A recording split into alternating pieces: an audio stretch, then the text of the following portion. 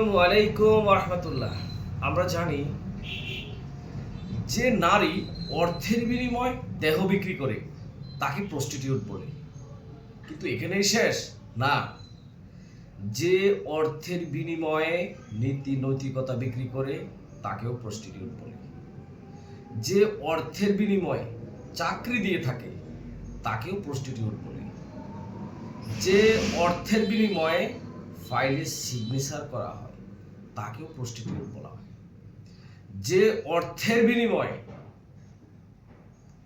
পদবি বিক্রি করা হয় তাকেও প্রস্টিটিউট বলে। কিন্তু বিষয় হচ্ছে যে যার কোনো কিছু বিক্রি করার থাকে না সে দেহ বিক্রি করে, আর যে সেখানে যায় তাকেও প্রস্টিটিউট বলে। So there is definition of prostitute, sorry to say. Thank you.